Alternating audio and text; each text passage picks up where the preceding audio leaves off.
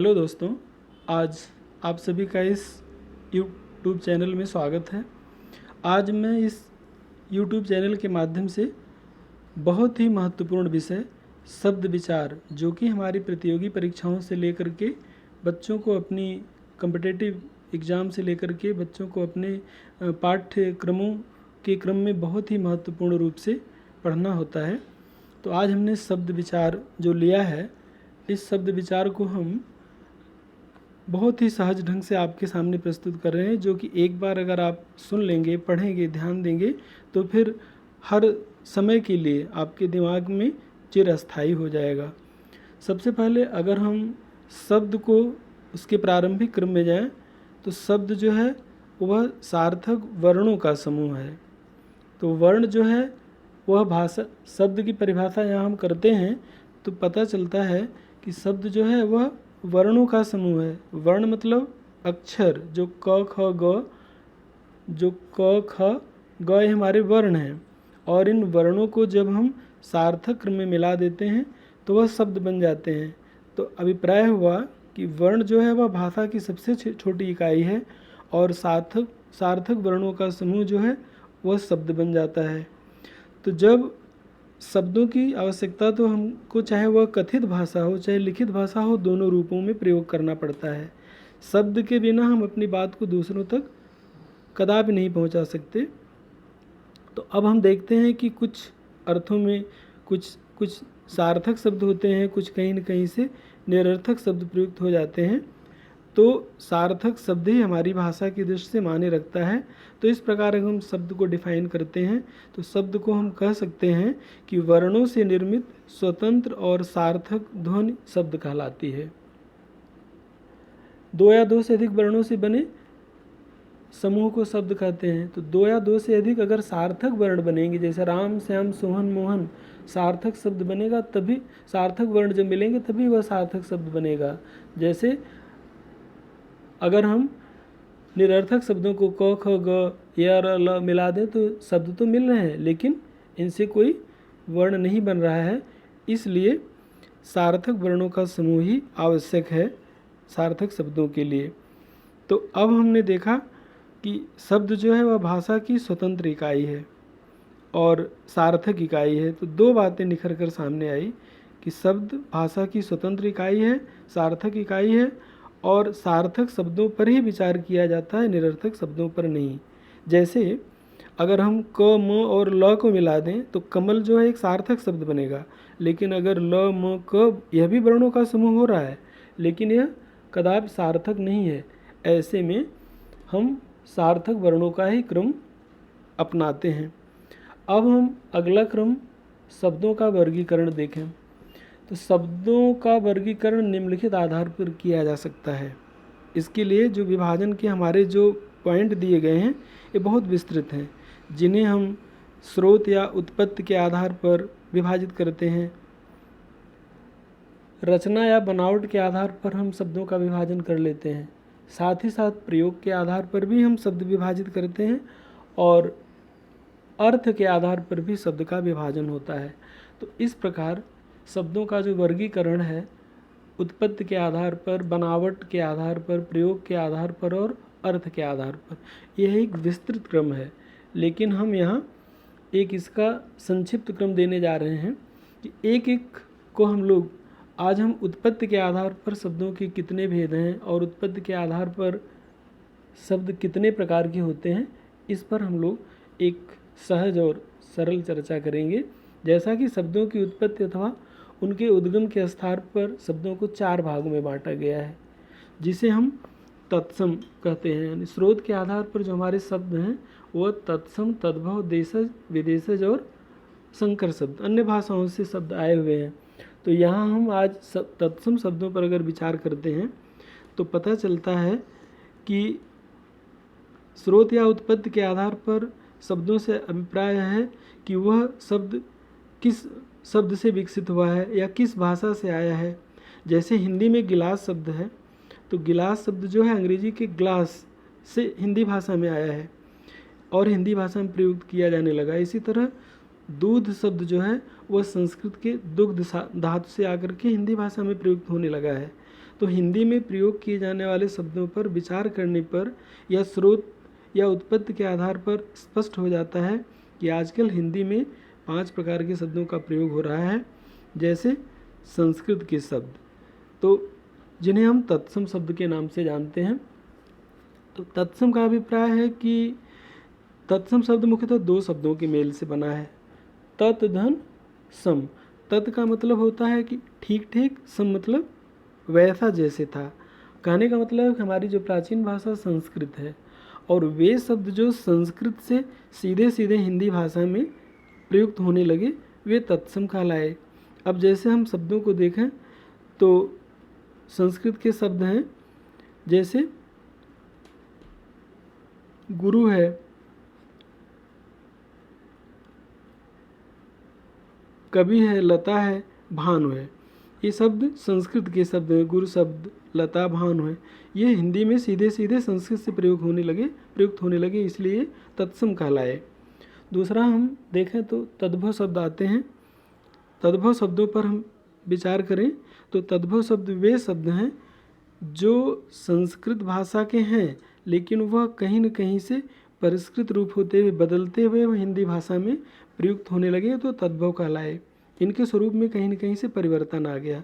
जैसे दधि शब्द है, दधि तो संस्कृत का है, लेकिन वह परिवर्तित होकर के दही रूप में प्रयुक्त होने लगी। गृह शब्द जो है वह संस्कृत का है। गृह शब्द संस्कृत का होने के साथ साथ वह हिंदी में घर के रूप में प्रयुक्त होने लगा। घृत शब्द जो है वह संस्कृत का है, लेकिन घी के रूप में जाने लगा। तो इस तरह दही, घर और घी ऐसे शब्द हैं जो संस्कृत के शब्दों से विकसित होकर के या परिवर्तित होकर के हिंदी में आए, इसलिए ये तद्भव कहलाए।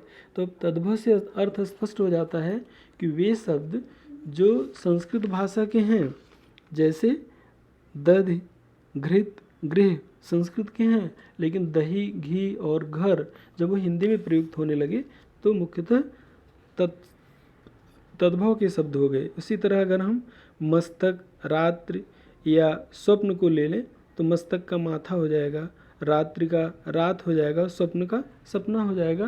तो ये शब्द हमारे तद्भव से हुए। अब हम देशज शब्दों पर अगर विचार करें तो हिंदी में कुछ ऐसे शब्द विद्यमान हैं जिनका मूल रूप संस्कृत में उपलब्ध नहीं है। ये शब्द हिंदी की अपनी प्रकृति के अनुरूप ग्रामीण क्षेत्रों, बोलियों आदि के प्रभाव से विकसित हुए हैं। तो जो हमारी हिंदी की जो बोलियां हैं, हिंदी भाषा जो हमारे विस्तृत रूप में बोली जाती है, हमारे 10 राज्यों की भाषा जो है अलग अलग बोलियों में विभाजित है। तो इनमें जैसे अवधी है, ब्रज है, भोजपुरी है, मगही है। तो इन बोलियों से जो शब्द हिंदी भाषा में हजारों उपभाषाओं से जो की बोलियों से जो हिंदी भाषा में आए वह देशज कहलाए। तो कहने का मतलब है कि स्थानीय प्रभाव के कारण उसका असर हिंदी भाषा पर भी पड़ा। तो देश की भाषाओं और बोलियों से ही बने शब्द देशी या देशज शब्द कहलाए। अब अर्थ स्पष्ट है कि देशज शब्द क्या हैं? वे शब्द जो हमारी क्षेत्रीय बोलियों से, जो हमारी बोलियां हैं, उपबोलियां हैं, उनसे हिंदी भाषा में प्रयुक्त होने लगे, तो वे शब्द देशज के नाम से जाने लगे।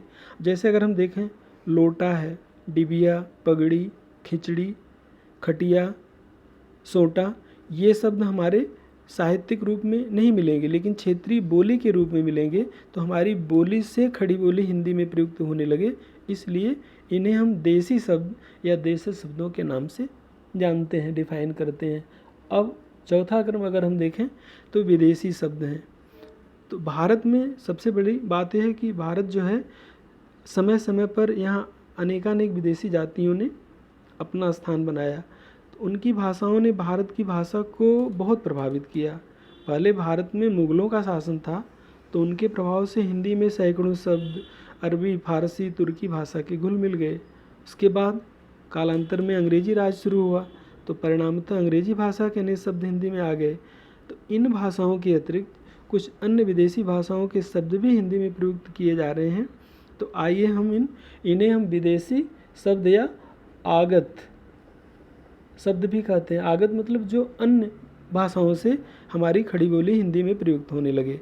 तो इनमें मुख्यतः अरबी जो समय समय पर मुग़लों का आगमन, अंग्रेज़ों का आगमन या अन्य विदेशियों का जो आगमन हुआ तो वे लोग अपनी भाषाएं लेकर के आए। वह भाषा हमारी हिंदी भाषा को कहीं न कहीं से प्रभावित की। तो विदेशी शब्दों में एक हम पहला क्रम देते हैं आगत शब्दों का।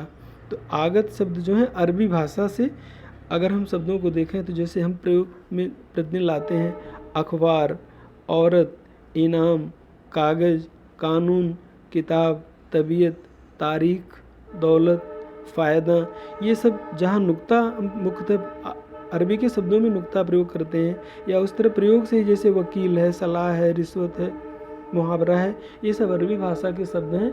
तो यह आगत शब्दों में एक अरबी भाषा के शब्द हमारे हिंदी को प्रभावित किए। फिर अगर हम दूसरा देखें तो हमारे आगत शब्दों में फ़ारसी भाषा के शब्द हिंदी में आ गए।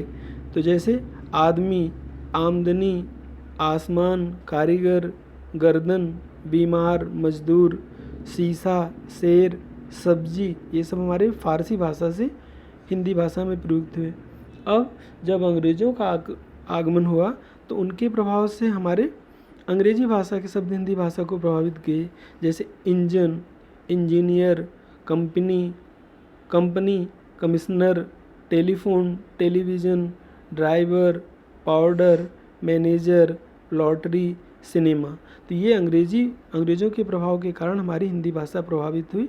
तो इन्हें हम आगत शब्दों के क्रम में अंग्रेजी भाषा के शब्द के रूप में जानते हैं। पुर्तगाली के भी शब्द हमारी हिंदी भाषा में आए। अलमारी, कप्तान, गमला, गोदाम, तौलिया, बाल्टी, ये सब हमारी पुर्तगाली के शब्द हैं। इसी तरह तुर्की भाषा के भी शब्द हमारे हिंदी शब्दकोश को प्रभावित किए। तुर्की के साथ साथ रूसी, फ्रेंच और चीनी भाषाओं ने भी अपनी भाषा के प्रभाव को हिंदी भाषा से अछूता नहीं रखा। तो इस तरह आगत शब्दों में तो बहुत सारी भाषाएं हमारी आ गई। अरबी भाषा के शब्द, फ़ारसी के, अंग्रेज़ी के, पुर्तगाली के, तुर्की के, रूसी, फ्रेंच और चीनी भाषाओं के। जैसे हम मुख्यतः चाय शब्द प्रयोग करते हैं तो चाय शब्द जो है चीनी भाषा का है और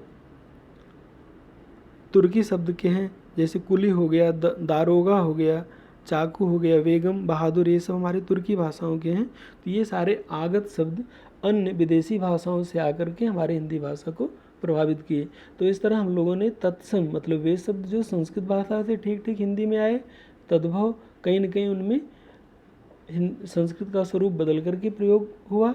देशज जो हमारे क्षेत्रीय बोलियों के प्रभाव से प्रभावित हुए और विदेशी मतलब जो आगत शब्द आए, इन तरह हमारे हिंदी भाषा के शब्दों को प्रभावित किया। अब अंततः हम देखेंगे कि बहुत ही महत्वपूर्ण क्रम संकर शब्दों का दिया हुआ है। संकर का अभिप्राय होता है कि जो मेल, जब कोई दो शब्द भिन्न भाषाओं के मेल से बनाए जाते हैं तब उन्हें संकर शब्द कहते हैं। संकर का मतलब मेल। तो यहाँ प्रयोग किए जाने वाले संकर शब्दों के बहुत सारे उदाहरण हैं जो अन्य दोनों भाषाओं से मिलकर के हमारी हिंदी भाषा में बड़े धड़ल्ले से प्रयुक्त होते हैं। जैसे एक शब्द है चाय वाला। तो चाय शब्द चीनी भाषा का है और वाला शब्द जो है हिंदी का है, लेकिन वह संकर शब्द के रूप में चाय वाला के नाम से जाना जाता है। इसी तरह हम जेल खाना देखें तो जेल अंग्रेजी भाषा का है और खाना जो है वह फ़ारसी का है। मिलकर के अंग्रेजी और फ़ारसी के मेल से जेल खाना बन गया। दूसरा उदाहरण अगर हम देखें बहुत प्रयोग में आता है लाठी चार्ज। तो लाठी शब्द हिंदी भाषा का है लेकिन चार्ज जो है वह अंग्रेजी भाषा का है, तो इसलिए लाठी चार्ज शब्द हमारे संकर शब्दों के क्रम में आता है। टिकट घर, टिकट अंग्रेजी का है और घर हिंदी भाषा का है। इसी तरह एक बहुत ही चर्चित शब्द आपकी रेलगाड़ी है। तो रेल शब्द जो है अंग्रेजी का है और गाड़ी शब्द जो है हिंदी भाषा का है। तो इस तरह रेलगाड़ी जो है वह हिंदी भाषा के क्रम में प्रयुक्त होने लगी। तो अब हम उत्पत्ति के आधार पर शब्दों को जो तत्सम, तद्भव, देशज, विदेशज और संकर शब्दों के नाम से जाने, यह हमारी परीक्षा, चाहे वह हमारी कॉम्पिटिटिव एग्ज़ाम्स हों, चाहे हमारे यह पाठ्यक्रम के अपनी कक्षाओं के एग्ज़ाम हों, बहुत ही इन्हीं शब्दों के आधार पर आपको प्रतियोगी परीक्षाओं और कक्षा परीक्षाओं में सहयोग मिलता है। तो आज हम लोगों ने जो वर्ण, भाषा की सबसे छोटी इकाई वर्ण को देखा, वर्णों के सार्थक समूह को शब्द के रूप में देखा और शब्द जब सार्थक वर्णों के क्रम में आते हैं तो वह शब्द बनते हैं। शब्द चाहे हमको मौखिक रूप में प्रयोग करना हो या लिखित रूप में, शब्दों की ज़रूरत पड़ती ही पड़ती है। और अब ये शब्द जो हैं यह विभाजित होने के कई तरीके आ गए। उत्पत्ति, बनावट, प्रयोग और अर्थ के आधार पर अलग अलग शब्दों के क्रम हैं। तो आज हम लोगों ने केवल उत्पत्ति के आधार पर यहाँ शब्द के बारे में पढ़ा, जिनमें तद्भव, तत्सम, देशज, विदेशज और संकर शब्दों को बड़ी अच्छी तरह जाना। अब हमको इस वीडियो को सुनने और देखने के बाद तद्भव, तत्सम, देशज, विदेशज और संकर शब्दों के बारे में हमेशा हमेशा के लिए हमारे मानस पटल पर एक ध्रुव चिन्ह अंकित हो जाएगा, जो हमारे हर परीक्षाओं के लिए इस सहज और सरल ढंग से उत्तर देने के लिए प्रभावी होगा।